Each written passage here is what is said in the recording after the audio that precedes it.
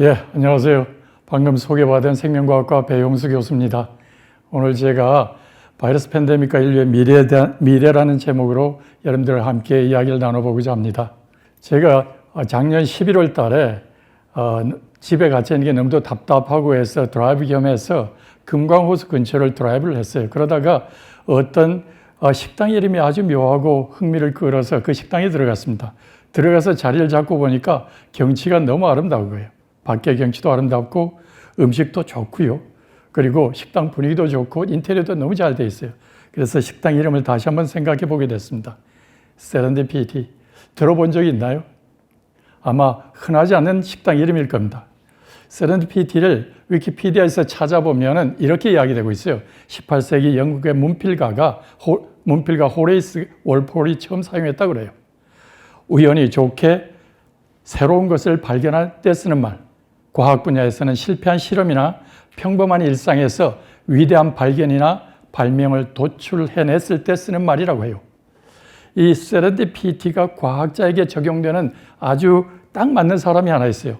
이 사람이 플레밍입니다. 페니실린을 처음 개발하고 발명했던 플레밍. 이 사람은 깨끗한 과학자가 아니었나 봅니다. 그래서 이 포도상 구균을 배양하는 배양 용기에서요, 곰팡이가 오염된 것을 몰랐어요. 그러고 배양했다가 어느 날 꺼내보니까 곰팡이가 이렇게 오염이 되어 있는 거죠. 근데 우리 같으면 곰팡이 오염됐으니까 버리겠다 그렇게 생각을 하는데 이분이 보니까 포도상 구균 곰팡이 주위에 이렇게 균들이 잘 자라지 않는 거예요. 곰팡이 보이시죠? 큰 덩어리가 그게 푸른 곰팡이에요. 곰팡이 주위에 균이 잘 자라지 않아요. 이것을 보고 곰팡이에서 아마 균을 억제하는 어떤 물질이 나오겠구나 생각을 하고 그 푸른 곰팡이를 배양을 해서 거기다 물질을 추출해요. 그게 페니실린입니다. 푸른 곰팡이 영어 이름이 페니실리움이죠. 그래서 그 이름을 따서 페니실린이라고 붙여요. 그게 항생제의 기원이 됩니다. 이 사람이 이것을 개발하고 나서 2차 세계대전 때 군인들이 폐혈증으로 많이 죽거든요. 그럴 때 군인들의 엄청난 생명들을 구할 수 있게 돼요. 그리고 그 업적을 인정받아서 45년에 노벨상을 받습니다. 1945년에. 기적의 사과 이야기 들어보셨을 거예요. 이것도 아마 세렌디피티적 사고를 가진 사람의 이야기 아닌가 생각해서 뽑아와 봤습니다. 일본 아오모리현에 기무라라는 사람이 있었는데요. 이 사람이 자연농법을 계속 고집하면서 그 농법을 하다가 계속해서 실패를 하고 나중에 자살 직전까지 가요. 그런데 깊은 산속에 들어가서 죽으려고 생각을 했는데 잡초가 우거진 곳에 도토리 나무가 아주 잘 자라고 그리고 많은 도토리 열매가 맺히는 걸 보고 돌아와서 최대한 방치한다는 역발상을 가지고 사과 농원을 운영을 해요. 그 사과가 태풍에도 안 떨어지고요. 오래 둬도 썩지 않고 맛도 안 변해요. 그래서 기적의 사과가 되면서 이 수험생 부모들이 이 사과에 대해서 선호도가 커서 날개돌이 돋치듯이 팔려요. 그러다 보니까 이 사람이 사회에 관심을 받게 됐고요. 자연농법의 시조가 됩니다. 우리나라에도 초청이 됐었죠. 여러분들 퀴즈 하나 낼게요. 이제까지 팬데믹에 대해서 좀 이야기하려고 합니다. 인류 역사상 가장 많은 사상자 낸 팬데믹이 뭘까요? 흑사병 14세기에 유럽 인구의 절반을 없애버린 사망으로 이끌어갔던 그런 병입니다. 독감, 에이즈, 코비드 어느 걸까요? 아마 사람들이 생각하기를 흑사병이 아닐까 그런 생각할 거예요. 그런데 답을 보면 의외로 천연두입니다. 누적 사상자가 10억 명이에요. 이런 팬데믹이 없었습니다. 왜 그러냐면 이 천연두가 맹독성이거든요. 보통 성인이 감염되면 5명, 10명 중에 5명이 죽어요. 어린아이 감염되면 8명 정도까지 죽습니다. 그런 맹독성이 이 바이러스가 남미에 퍼지면서 스페인 군인들이요. 남미를 점령하러 들어가요. 몇백 명 안 되는 군인들이 가서 거기에 천연두를 퍼뜨려요. 그래서 잉카 문명과 아즈테크 문명 들어봤을 거예요. 역사 속에서 천연두 때문에 사라져버려요. 그 정도로 맹독성입니다. 이러한 맹독성의 바이러스에 대해서 영웅이 하나 탄생을 하죠. 여러분들 많이 봤죠? 이 그림. 에드워드 제너가 우두 백신을 개발한 그 사진입니다. 이때 당시에 젖소에서 우유를 짜는 여인들이 우두에 걸리면 천연두에 걸리지 않는 것을 많은 사람들이 알고 있었어요.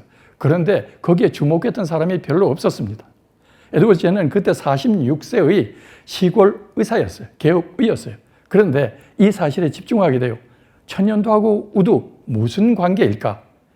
사람에게 인체 실험을 해보고 싶은데 대상이 없었어요.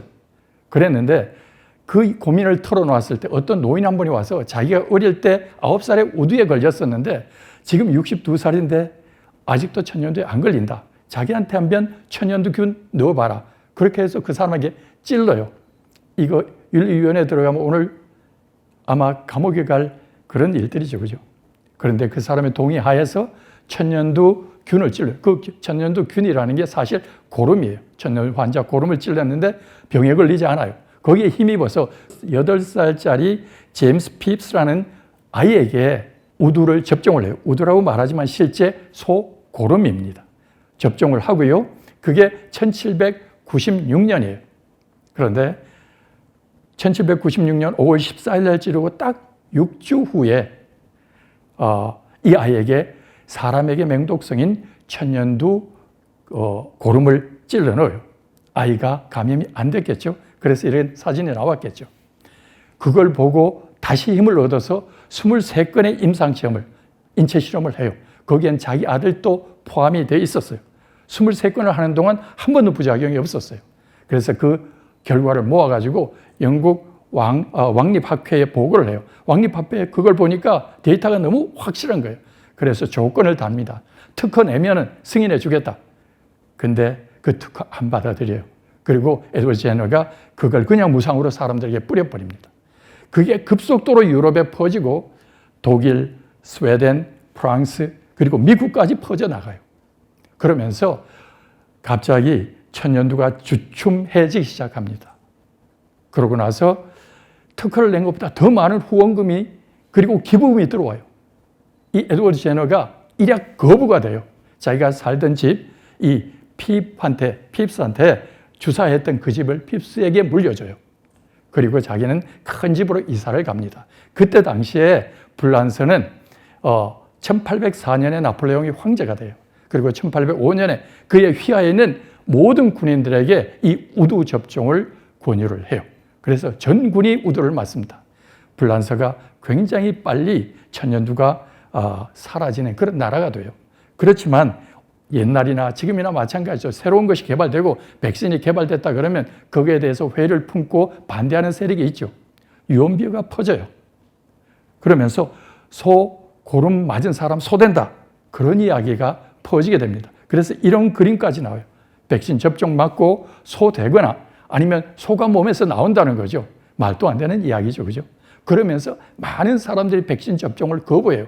그래서 빨리 잠재워질 수 있던 천연두가 상당히 오랜 기간 지속이 되게 됩니다. 그럼에도 불구하고 이 한 사람의 노력과 수고로 전 세계에서 그 맹독성의 천연두가 지구상에서 사라지게 돼요. 1980년도에 천연두는 온 세계에서 사라지게 됩니다. 이레디케이션이 된 거죠. 한 사람의 노력으로 그렇게 된 거예요. 이 에드워드 제너는 어쩌면 세렌디피티적 사고를 가진 그런 사람인지도 몰라요. 우리나라에 그런 사람이 있어요. 잘 아시죠? 지석영 선생이에요. 일본에서 종두법을 들어와서 국내에 보급한 사람입니다. 이 사람으로 말미암아 우리나라도 천연두가 잦아들게 돼요. 그런데 재미있는 것은 에드워드 제너가 이 종두법을 개발할 그 비슷한 시기예요. 1796년인데 1799년에 우리나라의 에디슨이라는 사람이 다산정약용 마가회통에 보면은 이 사람이 홍역치료법을 의서에 만들어 놓은 게 마가회통이에요. 그게 맨 마지막에 보면 사람에게 우두를 주사하면 천연두를 막을 수 있다는 이야기를 언급해 놓고 있어요. 그게 사람의 관심을 끌지 못하고 그걸로 마무리됩니다. 지금 여러분들 마가회통에 대해서 아마 책을 보면 그 이야기가 나와 있어요. 어제 저도 읽다가 말았는데요. 어쨌든 이렇게 해서 전 세계적으로 천연두가 사라지게 됩니다. 제 이야기 좀 할게요. 저는 대학교의 미생물학과에 들어갔었어요. 전공이 재미가 없어서 대학교 3학년 때까지 고시 공부를 했었어요. 그러다가 대학교 3학년 1학기 때 과락을 맞았어요. 바이러스 학에서. 제가 바이러스 전공이거든요. 그때 강의를 나오신 분이 가톨릭 의대에서 강사로 나오신 바이러스 전공자예요. 그분이 저한테 자기가 방학 때 실험할 때 도와주면 F 면해주겠다는 거예요. 그래서 잠시 고시 접고 그분의 연구를 도와드리게 돼요. 이분은 전 세계적으로 유명한 이호왕 박사는 맨 위에 있는 분이십니다. 한탄 바이러스의 대가예요.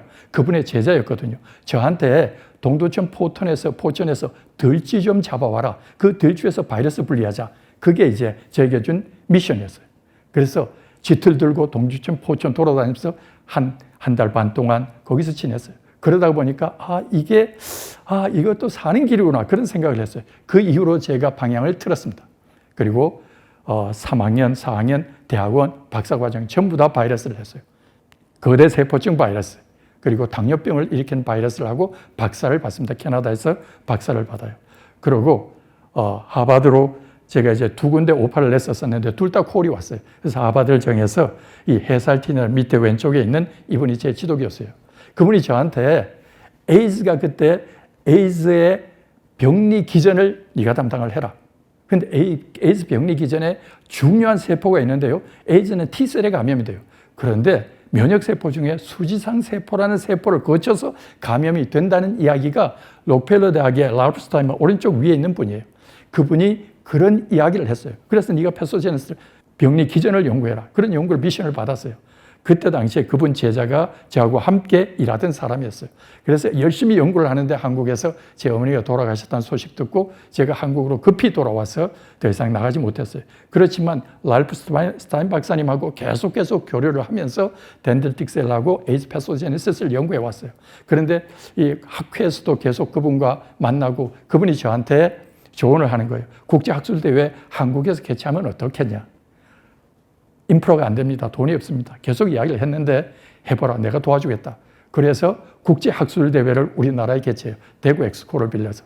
그리고 그 연자들만 한 50명 정도를 모아서 해인사에서 찍은 사진이 전체 단체 사진입니다. 그 중앙에 제가 있죠. 이 사진은 저에게 보배 같은 사진이에요. 근데 안타깝게도 이분이 그 학회 열기 1년 전에 노벨상을 받고 암으로 돌아가십니다. 제게는 가장 안타까운 일이에요. 제게 가장 큰 후원자였는데요. 어쨌든 그분 덕분에 제가 바이러스하고 면역학을 계속 연구하게 됐습니다. 이제 바이러스하고 다시 들어가 보죠. 실제 천연두 바이러스는 굉장히 큰 바이러스지만 여러분들 머리카락 보이시죠? 그 머리카락을 광학 현미경으로 찍으면 오른쪽 상단에 있는 그 정도의 크기예요. 그럼에도 불구하고 그 광학 현미경으로는 바이러스가 관찰되지 않아요. 그 머리카락 크기의 1000분의 1이 바이러스입니다. 얼마나 작아요? 코로나 바이러스가 여기 보이는 100나노미터 정도 돼요. 정확하게 머리카락의 1000분의 1입니다. 그런데 그것보다도 3배 내지 4배 더 작은 피코나 바이러스라는 게 있어요. 그 바이러스의 하나가 소아마비 바이러스입니다. 이 소아마비 바이러스가 팬데믹을 일으켜요. 아주 오래전에. 소아마비 바이러스요. 이집트의 부조에 보면 나타나고요. 미라에서 보면 이런 미라가 있어요. 이 이야기는 이집트에서부터 소아마비 있었다는 거죠. 그런데 그 소아마비가 18세기, 19세기에 유럽을 강타합니다. 그래서 유럽의 수많은 사람이 소아마비에 걸려요. 그리고 이 그림은 슬픈 유산이라는 제목으로 1899년 작품이에요. 호아킨 소르야라는 사람의 스페인 화가의 작품입니다.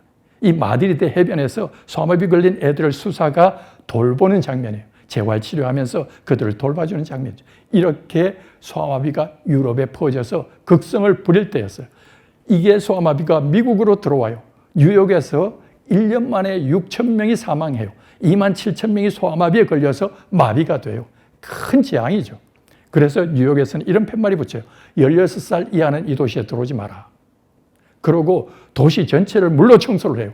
도대체 뭐 때문에 소아마비 퍼진지를 몰라서 아마도 야생 고양이가 흘려놓은 배설물 때문이 아닐까 싶어서 그거 다 청소하고 고양이 다 잡아 죽여요. 그래도 인시던스 줄어들지 않습니다. 그랬는데 아주 불행하게도 이게 어쩌면 다행인지 몰라요. 루즈벨트, 여러분들 잘 아시죠? 그죠? 세계 위대한 인물입니다. 그 사람이 39살에 1921년에 소아마비에 걸려요. 그러고 웜스프링에 가서 재활치료를 하는데 낫지 않아요. 결국은 휠체어 타고 평생 살아가지만 그분이 뉴욕 지사를 거쳐서 이 소아마비 환자가 뉴욕 지사를 거쳐서 미국의 32대 대통령이 됩니다. 이 사람이 전무후무하게 4선 대통령이 돼요. 그때 2선이 되었을 때 이분이 소아마비와의 전쟁을 선포해요. 그리고 펀드레이징을 해요. 마치 오브 타임 10센트 모금 운동을 합니다. 전 미국에 걸쳐서 엄청나게 돈이 모아져요. 그리고 그 돈으로 소아마비 재단을 마련하고요. 그 재단에서 후원으로 이 아이언 런, 그래서 인조 호흡 보조기를 만들어요. 그래서 환자들에게 보급을 해요. 왜냐하면 소아마비 걸리면 호흡기 근육이 마비가 돼서 호흡을 잘 할 수 없거든요. 요즘으로 말하면 인공호흡기예요. 그거 보급하고요. 그 이후에 재단을 만들어서 치료제와 백신을 개발하는데 전폭적으로 지원을 해요. 그러고 나서 1945년 2차 대전이 완료되기 전에 얄타 회담을 끝으로 2월에 얄타 회담하고 4월에 돌아가셨어요. 꿈을 이루지는 못했지만 그의 후원을 받은 사람이 소울크라는 사람이에요. 유대인이에요. 아주 똑똑한 사람인데 이 사람이 사명감을 가지고 하루에 16시간 이 백신 개발에 매달려요. 그리고 5년 만에 백신을 개발합니다. 첫 번 백신 개발해서 동물 실험 끝나고 자기 몸에 투약해요. 혹시 위험성이 있나 싶어서. 그러고 나서 안전하다는 걸 확인한 다음에 1954년에 전 미국의 데이거필드 트라이를 해요. 요즘으로 말하면 임상시험이죠. 거기서 70% 효과를 얻고 1995년도에 미국의 정부의 승인을 받아서 모든 백성에게 백신을 찔러요. 이 백신으로 말미암아 미국 전역에 수만 명의 소아마비 발생률이 1000명 이하로 떨어져요. 미국 국민들이 이 사람을 엄청나게 좋아했겠죠. 문제는 소아마비 예방주사 맞고 260명이 소아마비에 걸려요. 부작용 때문이에요. 정부에서 그거 전부 다 보상해 줍니다. 그런데 이것보다 훨씬 더 좋은 소아마비 백신이 개발돼. 이 사람도 유대인입니다. 이민자 유대인이었어요. 이분이 맹독소의 소아마비를 침팬지, 원숭이에다 계속해서 개대를 하면서 독성이 사라진 바이러스를 아이솔레이션을 해요. 추출을 해요. 그래서 그것을 모아서 백신을 개발을 합니다. 그런데 문제는 효과가 무지 좋음에도 불구하고 미국에는 이미 사독 백신이 있어서 임상을 못해요. 그 임상을 담당한 사람이 추마코프라는 사람, 러시아에서, 그때 당시에 소련이죠. 소련에서 추마코프가 소아마비 연구소의 소장이었어요.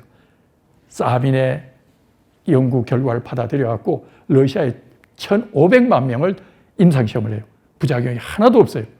그 다음에 1960년도에 1억 명의 러시아인들에게 백신을 맞춰요. 부작용이 없는 결과를 보고 미국이 다시 이 경구용 소아마비 백신, 이 백신을 허가를 해줍니다. 그래서 전 세계적으로 소아마비 백신이 2개가 만들어져요. IPV, 사독 백신, 생독 백신. 이 2가지 백신이 전 세계 소아마비 팬데믹을 잠재우기 시작해요. 그래서 미국에서는 1976년에 마지막 환자가 끝나고요. 우리나라에서는 1983년에 끝나면서 소아마비는 박멸 프로그램으로 들어갑니다. 이제는 인도와 파키스탄, 아프가니스탄, 그리고 아프리카 한두 개의 나라에 100명 내지 200명 정도가 소아마비에 걸린 환자가 나타나요. 그럴 때 유명한 이야기가 있어요. 이 소우크, 이 사람이 당신 이거 갖고 특허 낼 거냐? 그러니까 태양에도 특허를 낼 겁니까? 그렇게 질문을 하면서 무료로 배포를 해요. 그 덕분에 전 세계가 소아마비에서 벗어나는 길을 가게 됩니다. 이 소아마비가 어느 정도 잠잠해지고 1800년도에 이게 이레디케이션 프로그램에 들어가고 1980년도에 그 1980년도에 또 다른 팬데믹이 생겨요. 여러분들 잘 아는 에이즈입니다. 이런 병들요. 카포시 6종, 원충성 폐렴, 이거 젊은이들이 안 걸리는 병이에요. 그런데 지중해에 있는 노인들에게 아주 희귀하게 10만 명당 1명 그 정도로 나타나는 흑색 암이에요. 피부암이에요. 카포시 6종. 원충성 폐렴, 폐가 곰팡이로 녹슨 걸 쓸어버리는 거예요. 그리고 캔디다증, 구강에 캔디다로 꽉 차는 거예요. 이거 젊은 사람이 나타나지 않은 증상이에요. 건강한 젊은 사람에게. 그런데 젊은 사람이 와서 이런 약을 타가고 이런 병이 걸리는 겁니다. 그래서 이런 것들이 미국의 질병통제소에 보고가 돼요. CDC죠. 그래서 CDC에서 1981년에 전수조사를 나와요. 그래서 전수조사를 해봤더니만 이런 병의 환자들이 다 거의 대부분이 동성연애자예요. 그래서 이 병의 이름을 첫 번에 Gay Related Disease, 게이와 관계된 병이라고 이야기를 했었어요. 그런데 그 다음 해에 연구 결과가 뒷받침하기를 이 사람들이 면역이 결핍돼서 병이 걸렸다. 그래서 후천성 면역 결핍증이라고 이야기를 해요. 우리나라 말로 에이즈입니다. 아이고 이제 다 살았다. 말이 맞나요? 실제 농담이에요. 에이즈는 Acquired Immunodeficiency Syndrome, 그래서 후천성 면역 결핍증입니다. 한 해가 지나니까요, 미국에 2,300명이 이걸로 사망을 해요. 에이즈로 사망을 해요. 그 중에서 미국의 대형 스타들이 하나씩 넘어지는 거예요. 여러분들 잘 아시는지 모르겠는데 자이언트 1956년도에 젊은 사람들에게 가슴을 뜨겁게 했던 영화였어요. 그 주인공 3명, 엘리자베스 테일러, 제임스 딘, 록 허드슨이에요. 그 중간에 있는 사람이 록 허드슨입니다. 이 사람이 1985년에 에이즈로 죽어요. 그 다음에 우리나라에도 잘 알려져 있죠. 보헤미안 랩소디 영화 여러분들 봤을 거예요. 거기에 라켈 리드싱어, 프레드 머큐리가 91년도에 에이즈로 사망을 해요. 더불어서 미국의 LA 레이커스의 농구 스타이자 미국의 농구의 신이라고 알려진 NBA 스타예요. 매직 존슨, 에이즈에 걸려요. 그래서 91년도에 은퇴를 합니다. 한참 전성기였어요. 그 후 매직 존슨이 있었으면 아마 마이클 조던이 빛을 못 봤을 거예요. 이 뒤를 이어받아서 마이클 조던이 미국에서 가장 사랑받는 농구 선수가 됩니다. 이 사람은 LA 다저스의 한때 구단주이기도 했었어요. 여기 나와서. 그런데 더 재밌는 게 이 사람 이야기예요. 랜디 실즈라는 사람이에요. 이 사람이 작가이자 언론가예요. 이 And the Band Played On, 이건 책이에요. 에이즈가 아프리카 원숭이에서부터 유래해가지고 아프리카 사람들에게 퍼졌고 아프리카에 만연하다가 유럽으로 번졌고 유럽에서 다시 미국으로 왔다.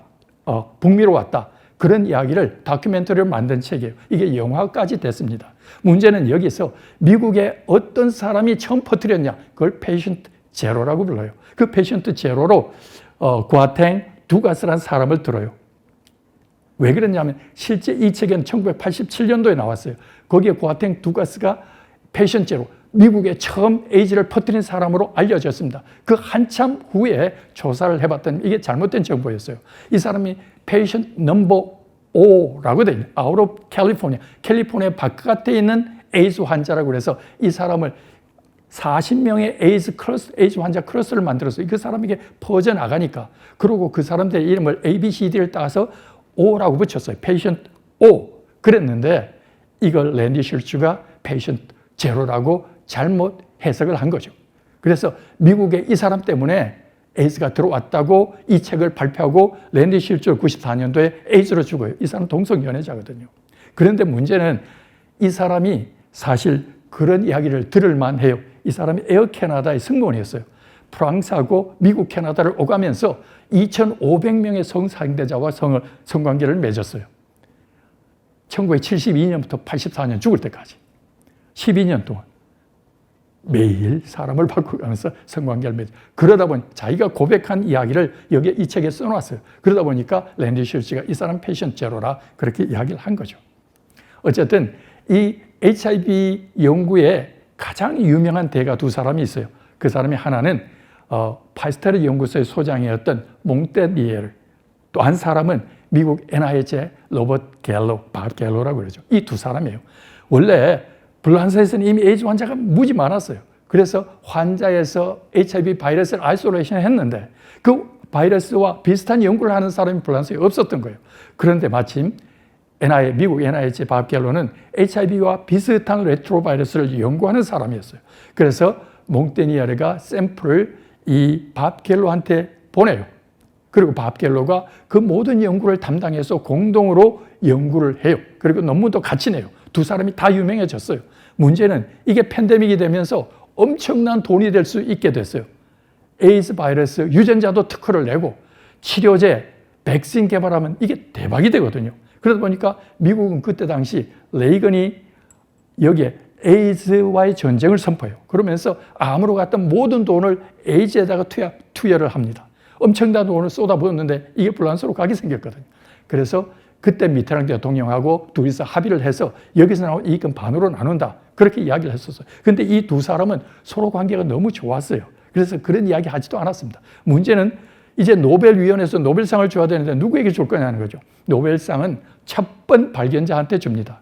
그런데 밥 갤로도 그때 당시 미국 환자에서 아이솔레이션 했다고 그러고 몽테니에르는 자기가 아이솔레이션해서 미국에 보냈다고 그러고, 이게 조사가 NIH에서 조사단을 파견해요. 그 조사 결과 궁극적으로 몽테니에르의 손을 들어줍니다. 그러면서 2008년도에 이 사람이 노벨상을 받아요. 몽테니에르가. 사실 이 사람이 노벨상을 받기 2년 전에 제가 이 사람하고 북경에서 에이즈 학회 때 만나서 깊이 토론을 했었어요. 저는 이 사람이 노벨상 받을 줄 몰랐거든요. 갤로가 받을 줄 알았어요. 이 사람 받을 줄 알았으면 관계 잘 맺어놓는 건데 그랬습니다. 어쨌든 이 두 사람 연구로 에이즈가 정착을 해요. 그 이후에 이제 이런 팬데믹이 있으면 치료제를 개발해야 돼요. HIV가 이 라이프 사이클이 이렇습니다. 세포, 이 T세포인데 T세포에 감염이 되면요. 들어와서 핵산을 만들어내고요. 그 핵산이 역전사 효소 과정을 거쳐서 숙주세포의 DNA의 인테그레이션 통합이 돼요. 그런 다음에 다시 재조립이 돼서 밖으로 나가요. 이 사이클마다 치료제가 개발이 됩니다. 수없이 많은 치료제가 개발이 됐어요. 그런데 전체적으로 보면 4가지 종류의 치료제예요. 그 치료제로 사람을 치료해왔습니다. 문제는 첫 번째 가장 많이 썼던 치료제가 지도부된 AZT예요. 에이즈 환자 초기부터 사용했던 거예요. 굉장히 맹독성이에요. 사람에게 많이 쓸 수 없어요. 그거 우리나라에서 지금까지 전 세계 94%를 전 세계에 수출하고 있어요.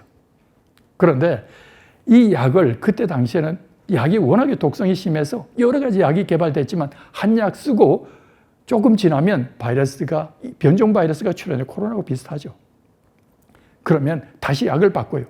또 그 약을 바꿔서 변종 출현하면 또 다시 약을 바꿔요. 그러다가 에이즈 환자는 다 죽어갑니다. 결국 에이즈 환자 약 먹다 죽어요. 라이프 퀄리티 뚝 떨어진 상태에서. 그걸 해결한 영웅이 나타났어요. 1996년에 데이비드 호란 아론 다이아몬드 연구소장이에요. 이 사람이 한 개씩 하면 그렇게 해서 변종 나오지 않냐. 3개, 2개 이상을 동시에 투여를 하자. 그래서 변종을 막자. 그게 미국에서 받아들여졌어요. 정부하고 미국 NIH에서 받아들여졌어요. FDA에서 허가를 냈어요. 그래가지고 칵테일 테라피라는 게 나왔습니다. 요즘 에이즈 환자 거의 안 죽습니다. 사망률이 급속히 떨어졌어요. 그러면서 이 사람이 미국의 타임즈가 선정한 올해의 미국인으로 선정이 돼요. 아주 유명해져요. 저하고도 관계가 있기 때문에 이 사람을 끌어냈어요. 제가 이제 캐나다에서 학위를 받고 미국의 하버드하고 이 사람한테 컨택을 했어요. 둘 다 콜을 받았어요. 그때 당시에 이 사람은 크게 유명하지 않았고요. 하버드에 있는 그 사람은 HIV로 엄청난 일을 했던 사람이에요. 제가 그쪽으로 갔거든요. 이분하고 관계가 있었다면 아마 제 인생이 어떻게 달라졌을지 모르겠습니다. 지금 에이즈는 이제 팬데믹이 아니에요.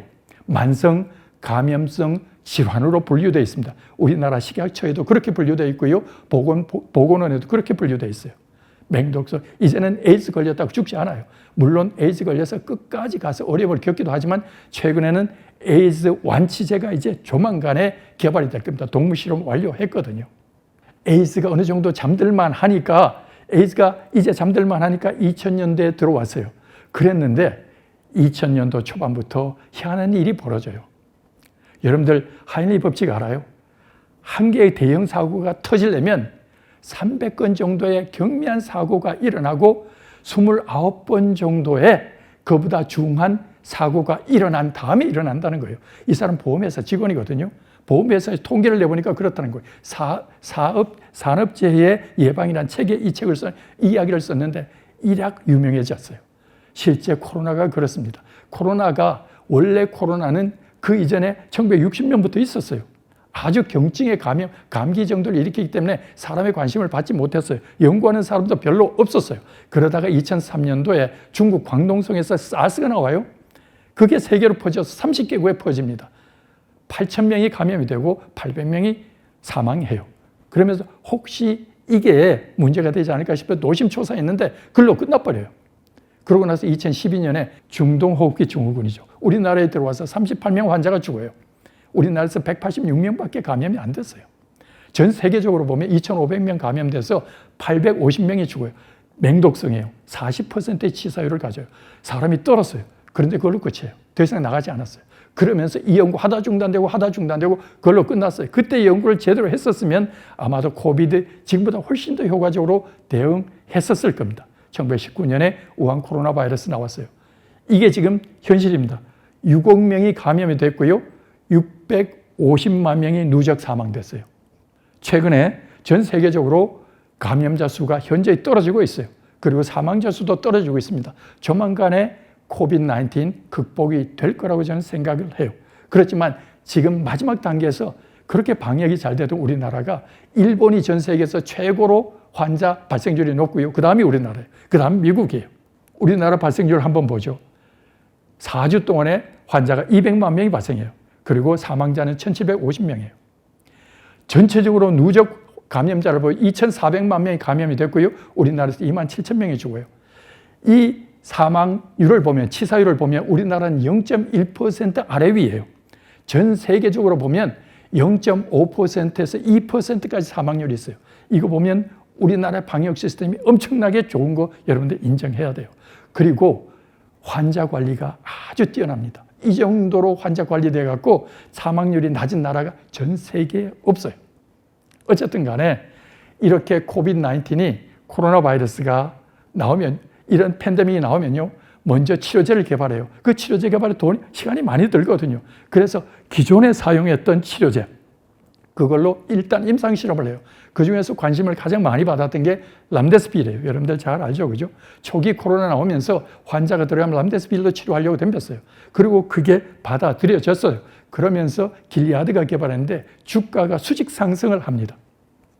그런데 2020년에 WHO에서 길리아드의 람데스빌 코로나 바이러스 효과가 없다 공식적으로 발표를 해버려요. 주가가 곤두박질을 쳐요.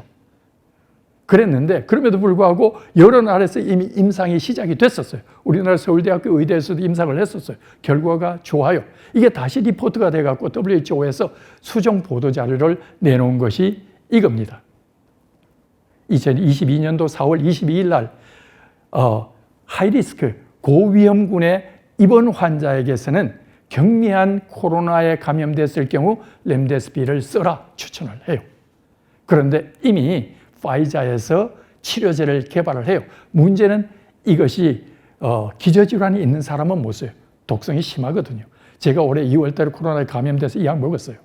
5일 동안 먹었는데 바이러스 금방 떨어집니다. 문제는 후유증이 좀 있어서 계속해서 기침도 하고 가래도 나와요.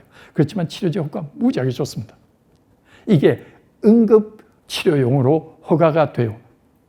2021년도에 WHO, FDA에서 Emergency Use Authorization을 해요.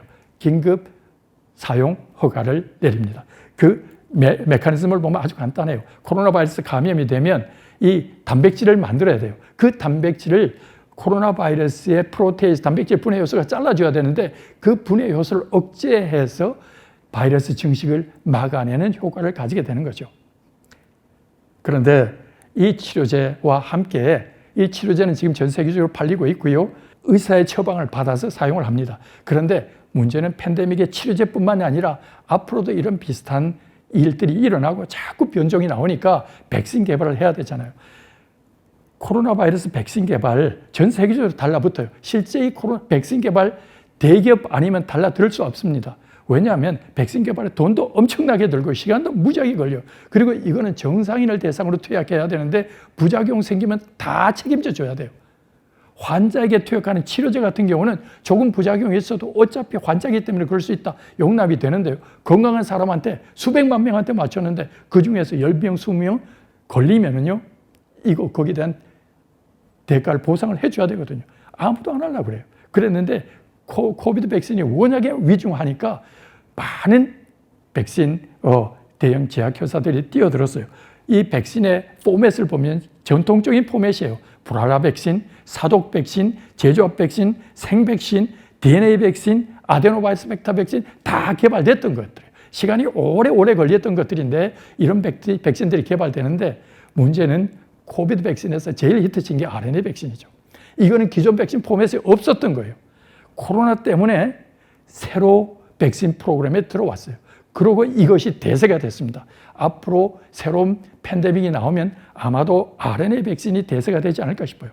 이게 만들기도 쉽고 개발도 빠르고요. 치료 효과도 굉장히 빨라요. 문제는 오래 지속되지 않는다는 거예요. 롱텀 이펙트가 없어요. 그게 아마 조만간 누구에 의해서 보완이 될 겁니다. 코로나 때문에 또 하나 새로워진 시스템이요.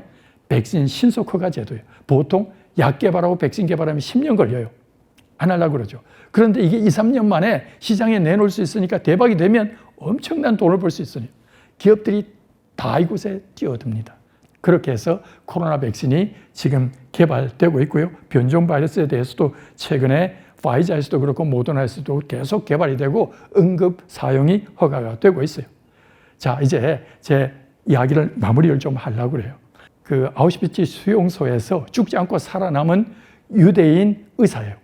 이 사람이 죽음의 수용소라는 나와서 책을 써요. 그러면서 거기서 이 사람이 신경정신과 의사거든요. 그러면서 이 사람의 생각이 그거였어요. 그 고통스러운 수용소에서 누군 살아남고 누군 죽는데 이게 건강이나 아니면 사람의 집념이나 이런 거하고 아무 상관이 없더라는 거예요. 어떤 사람이 살아남는가 봤더니만 이렇게 이야기를 해요. Why? 살아야 할 이유가 있는 사람은 어떠한 상황에서도 견디고 살아남더라는 겁니다. 그리고 이 사람이 이야기하는 고문 같은 혹독한 상황 속에서도 사람은 자기가 선택할 자유가 있다는 거죠. 어떤 상황 속에서도. 그러니까 이 상황으로 그 선택에 의해서 결과가 달라져요. 어떤 사람은 죽고 어떤 사람은 살아요. 놀라운 일이죠. 그러다 보니까 이 사람의 결론을 따서 이야기를 본다면 자극이 있고 반응이 있는데 그 사이에 사람은 선택할 수 있다. 많은 사람이 그 선택에 따라서 결과가 달라진다. 어떤 사람에게는 걸림돌이 되고 어떤 사람은 그 상황이 디딤돌이 된다는 거예요. 실제로 코로나 바이러스가 많은 사람의 걸림돌이었어요. 코로나가, 코비드-19이. 그런데 이게 디딤돌이 된 여러 회사가 있어요. 시젠 같은 회사, 조그만 벤처기업이었어요. 코로나 3년 만에 시총이 1조 5천억이에요. 그렇게 뛰어올랐어요. 누군가는 걸림돌입니다. 근데 누군가는 디딤돌이 돼요. 이 사람 이야기대로 살아야 할 이유가 있는 사람은 어떤 상황에도 살아남아요. 그리고 어떤 고문에서도 내 결정을 어떻게 하느냐. 그것으로 결과가 결정이 돼요. 여러분들이 세상을 살면서 힘들고 어려운 일이 있습니다. 어떤 사람은 거기서 무너져요. 어떤 사람은 그게 디딤돌이 되어서 뛰어 오릅니다. 이제까지 인류가 가지고 있던 팬데믹이요. 그 팬데믹을 인류가 다 극복했어요. 극복한 것뿐만 아니라 그 극복하면서 인류는 새롭게 도약했어요. 에이즈 재앙이었습니다. 그 에이즈 극복하고 날 때 엄청난 돈을 에이즈에 투자했어요. 그리고 RNA 바이러스를 연구했어요. 그 RNA 바이러스 연구 결과 덕분에 지금 코로나 바이러스가 이 정도까지 디펜스를 할 수 있는 겁니다. 지금 코로나 바이러스 이제 벗어나게 됩니다. 이 코로나 바이러스로 말미암아서 어쩌면 인류는 새로운 세계로 들어가게 되는지 모릅니다. 이제까지 비대면 사회 그렇게 많지 않았어요. 비대면 강의 많지 않았습니다. 다 대면이었어요. 대부분 모여서 일했어요. 이제는 비대면 강의 그리고 비대면 회의, 재택근무 일상화돼요. 그거와 더불어서 가상공간이 10년 앞으로 당겨졌어요. AR, VR, MR, XR, XR은 Expanded 현실이에요. 가상현실인데 이제는 사람이 현실 속에서 놀지 않고요. 가상공간이 활동 무대가 되는 시기가 우리에게 왔습니다. 이거 뭐가 만든 건가요? 코로나가요. 인류를 새로운 세계로 이끌어가고 있습니다. 가야 될 길인데 빨리 당겨졌어요.